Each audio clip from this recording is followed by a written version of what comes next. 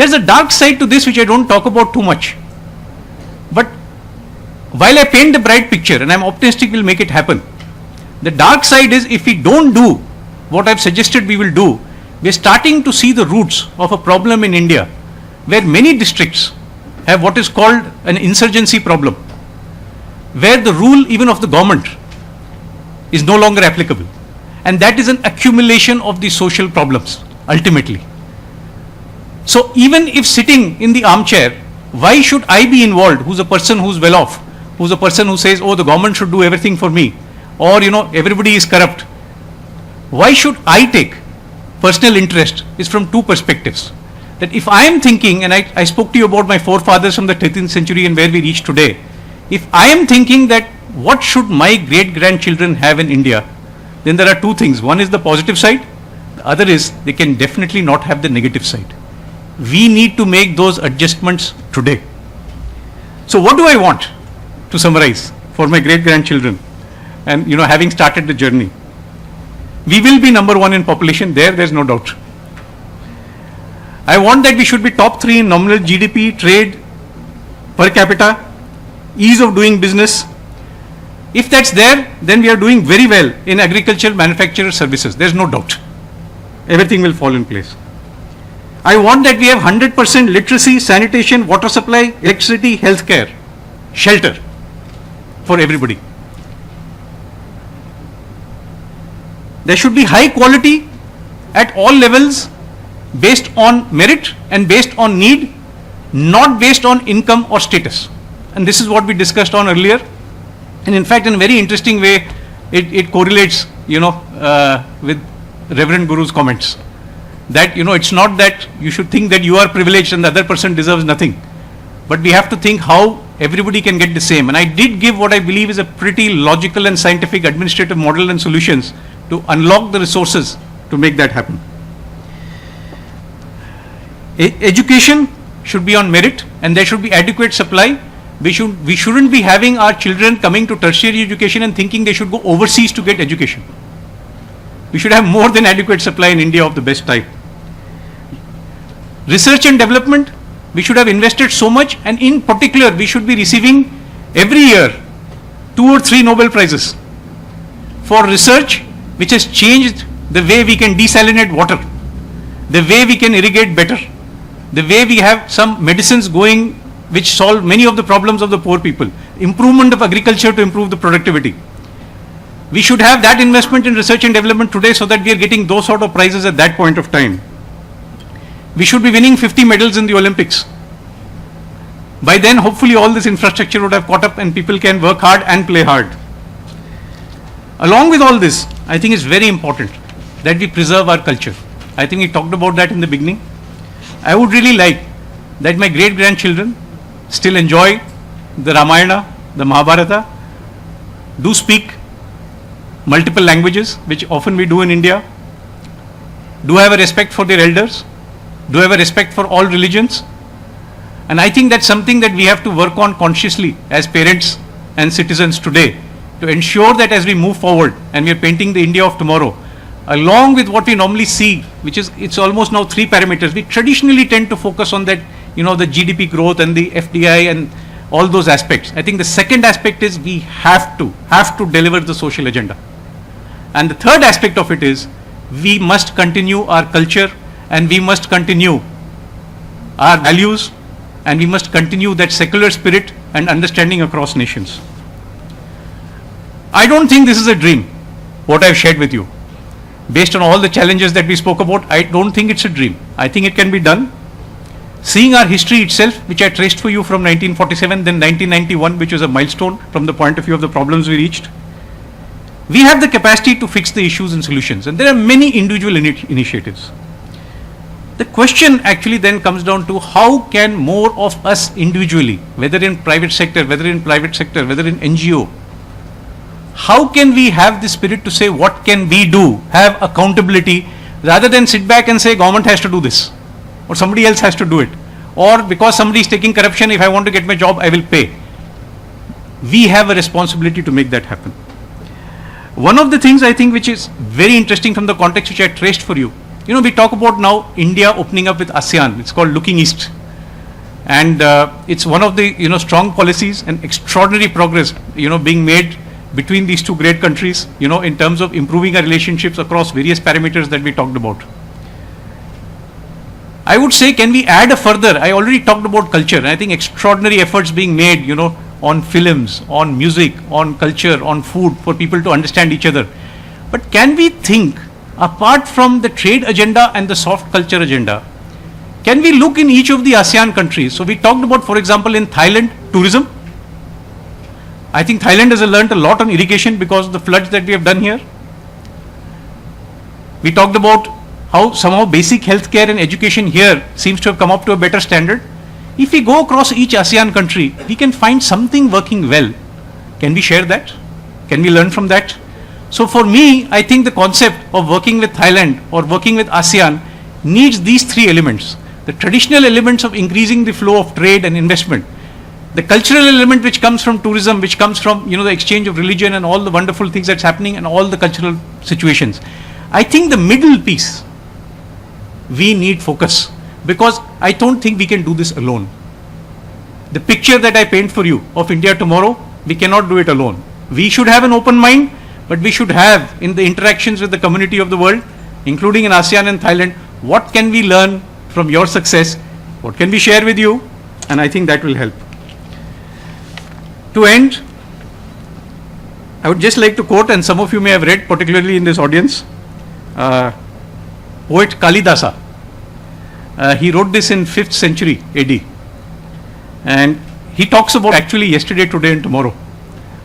And what he said, he says, look to today, for it is life, the very life of life. In its short time lie all the truth and realities of our existence. The happiness of growth, the glory of action, the splendor of achievement. He's almost talking like good economic, corporate citizen. Growth and achievement. This is Kalidasa in the 5th century. But then what does he say? He says, yesterday is but a dream. Tomorrow is only a vision. And today, well lived, makes yesterday a dream of happiness and every tomorrow a vision of hope. Look well, therefore, to this day. So end by saying that individually, collectively, as two countries, as members of a community of nations, as working as India and ASEAN, how can we seize today? Carpe diem, as the Romans would have put it, and then we can build the India of tomorrow. Thank you all.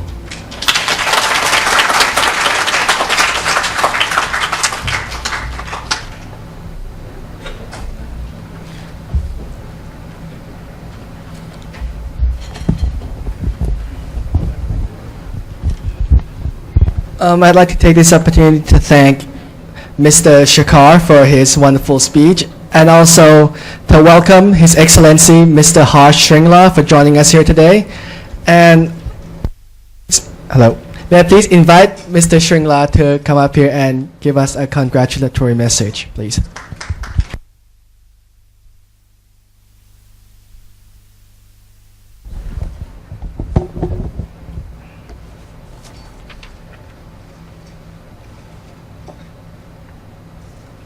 Professor Dr. Somkit Leipathun, Rector of Thammasat University, Dr. Nitinanth Visa Vaiswan, Vice Rector for International Affairs, Associate Professor Dr. Nongluk Sana Thepsawasdi, Director of the Indian Studies Center, Thammasat University, my good friend Mr. Rajshekharan, Country Manager of Citibank in Thailand,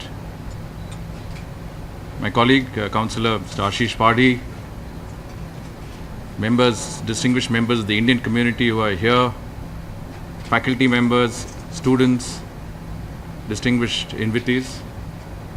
At the very outset, let me start by congratulating the Rector and all representatives of Thammasat University here today on achieving the very significant milestone of 80 years of existence.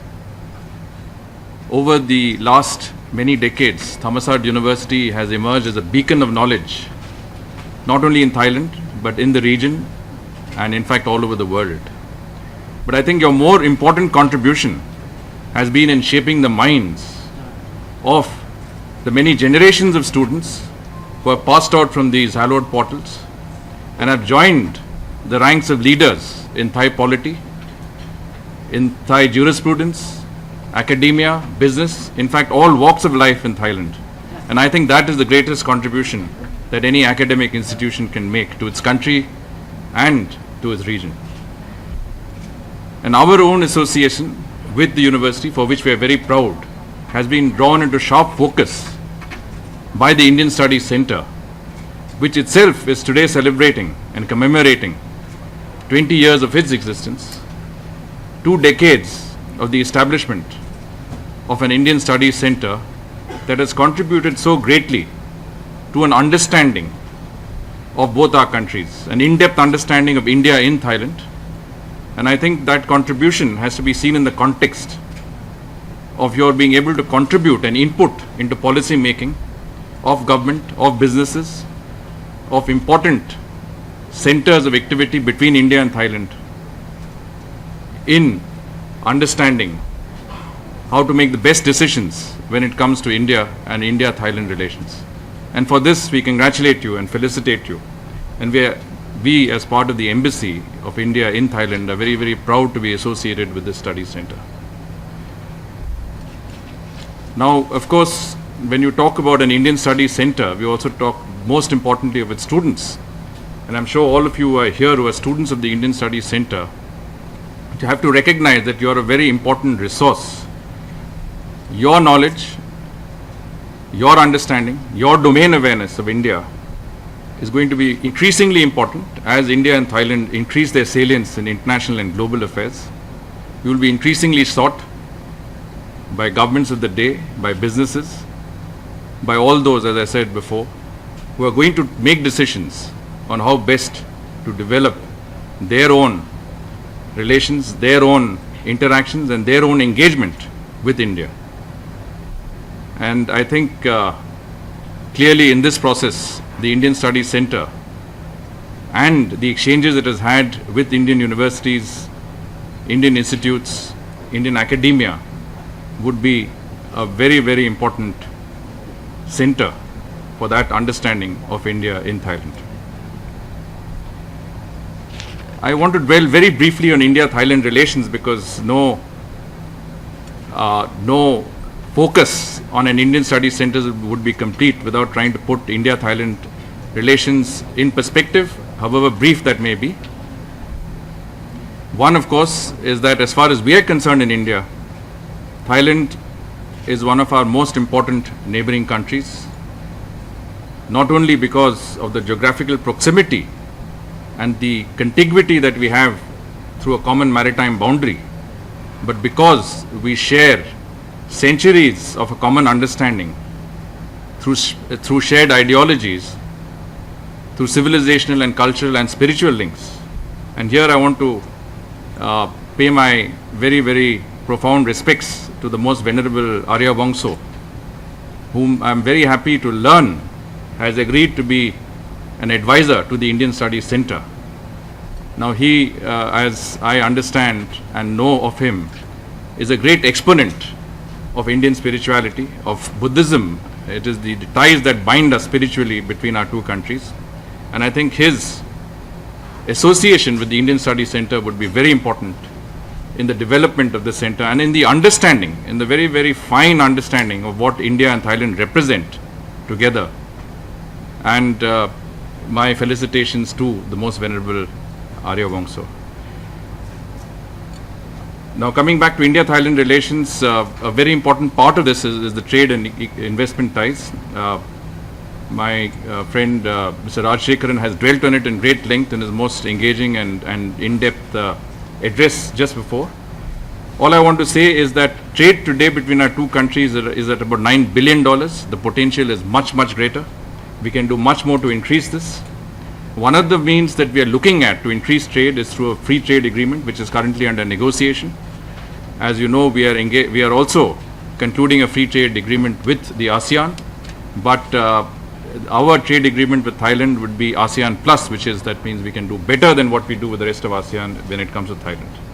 And Thailand as a country with whom we have shared ideologies, shared linkages, is also our close friend and partner within ASEAN. And I can say that I can talk about our common interests because when I was in the United Nations in New York, one of the delegations with whom we had most interaction and we were quite comfortable in cooperating with in achieving our common objectives was the delegation in Thailand. And so whether it's bilaterally, whether it's regionally in the ASEAN context or internationally, our two countries work together and will continue to work together in the future when it comes to these common objectives that we have. The other aspect is the people-to-people relationship. And I think Rajshekharan dwelt on it in some sense when he said that we have a lot to learn. And I entirely agree. No two countries, no relationship between two countries is complete unless it is a relationship of give and take. It's a relationship of mutuality where the benefits are there for both to see. And when you talk about a free trade agreement, I always say that it has to be a win-win situation. It cannot be a zero-sum game. So both of us gain from whatever we do. And both of us must gain from the relationship with ASEAN and our bilateral relationship. And in this context, of course, the people-to-people relationship is very essential. That's what I feel. That is what people like Dr. Nitinanth, the Venerable Arya Wongso, all of us are trying to do is increase the people-to-people content of our relationship.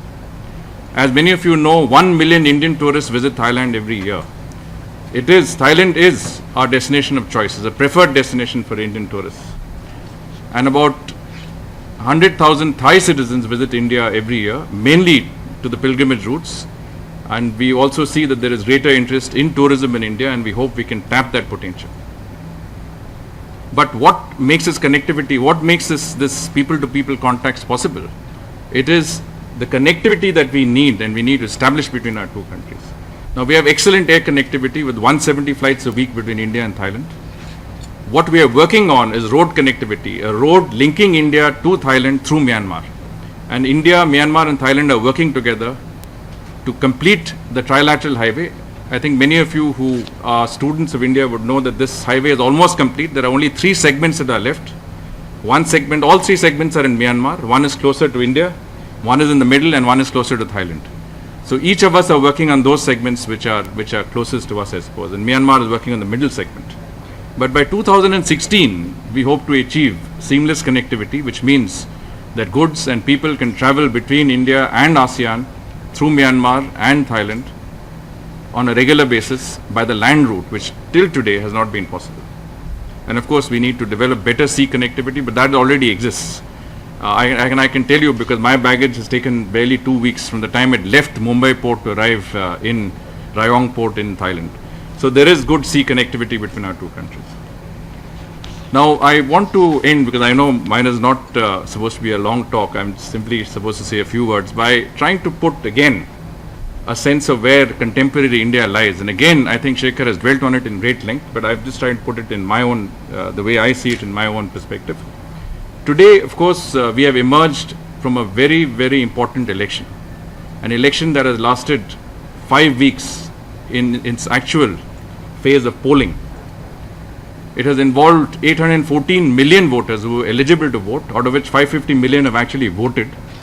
Out of that 550 million, 150 million are people who have voted for the first time. And it will interest those of you who are students of India and Indian Studies Center to know that this 150 million people are between 18 to 23 years of age. And it is this population, it is this young generation that has determined how this election has shaped up. Of course, as you all know, we have used electronic voting machines, 1,400,000 machines to be precise. These machines have made it possible, this is all indigenous technology, for people to vote without allegations of vote tricking, booth capturing, etc., which were very common earlier. You cannot hold an election of the size and logistics of India, involving 550 million people who actually went and cast their votes, without a huge organizational and logistical capacity. The fact that it was done without any major incidents, without any major violence, without any allegations of rigging, and that the transfer of power from one government to another was absolutely smooth, is testimony to Indian democracy, in my view. But today we are at a situation where people sense a great deal of optimism, buoyancy. The stock market's up, the rupee has gained against the dollar. There is every expectation internationally that India would take the necessary steps and move forward to bring its economy to realize its fullest potentials. And again, this is what Raj spoke about, that we are at a cusp and we need to take the steps necessary to take us back to the high growth trajectory of 8 to 9%, maybe even double digit figures, which is absolutely essential for India, which has, in demographic terms, is going to have the youngest population ever in any country in the world. 65% of India is below 35 years of age. Over 50% is below 25 years of age. These are people who are coming into the market. They're an aspirational generation. We have to create jobs for them. We have to provide them with employment security. They want to see India as a successful country, economically successful, socially safe and secure, and one whose futures are assured.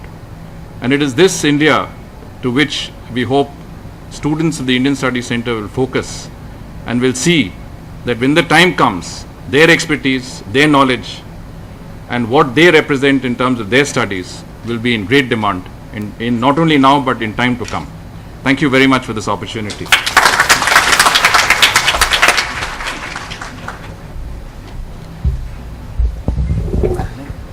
Now I'd like to ask if the director of Thammasat could please present souvenirs to both our distinguished guest speakers today, to His Excellency Mr. Shringla and Mr. Shekhar.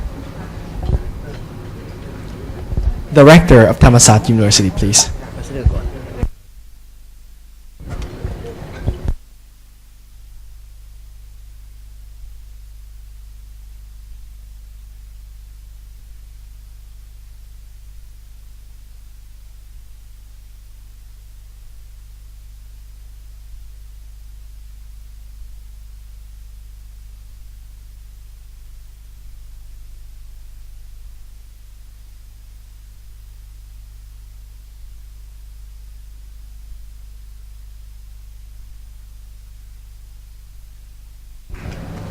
Can I please also ask both the Rector and our distinguished guest today for a group picture, please.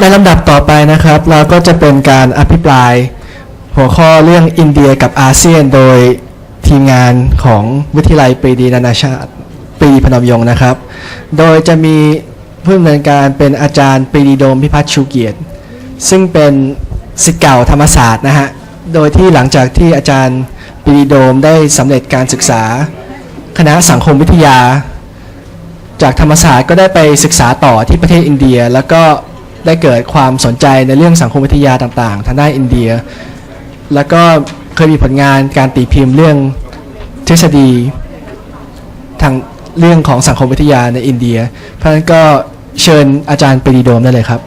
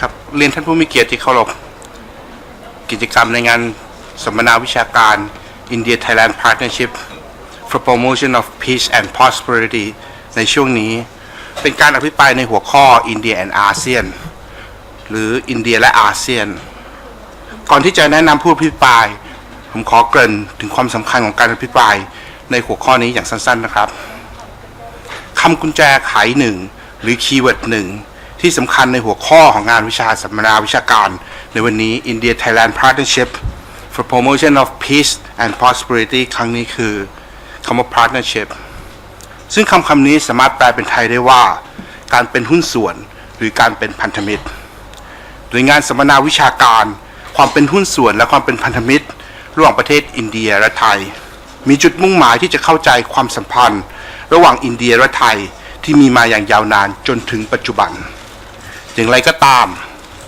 การรวมตัวเป็นประชาคมอาเซียนของประเทศไทยอันจะส่งผลต่อแนวโน้มการเปลี่ยนแปลงต่างๆของประเทศไม่ว่าทางด้านเศรษฐกิจสังคมและวัฒนธรรมซึ่งจะเกิดขึ้นในอนาคตอันใกล้นี้การรวมตัวเป็นประชาคมอาเซียนของประเทศไทยย่อมที่จะส่งผลกระทบสำคัญต่อการเป็นหุ้นส่วนหรือการเป็นพันธมิตรระหว่างอินเดียและไทยอย่างหลีกเลี่ยงไม่ได้เมื่อมองจากแง่มุมนี้อาเซียนจึงเป็นคำกุญแจไขหรือเป็นคีย์เวิร์ดหรือเป็นปัจจัยสำคัญที่เราควรศึกษาหรือพิจารณาเพื่อทำความเข้าใจความสัมพันธ์ระหว่างอินเดียและไทยได้ดียิ่งขึ้นดังนั้นแล้วการศึกษาความสัมพันธ์ระหว่างอินเดียและอาเซียนจึงมีความสำคัญยิ่งในเชิงมโนทัศน์การเข้าใจความสัมพันธ์ระหว่างอินเดียและอาเซียนไม่ได้เพียงช่วยทำให้เราเข้าใจความเป็นหุ้นส่วนหรือความเป็นพันธมิตรระหว่างประเทศไทยและอินเดีย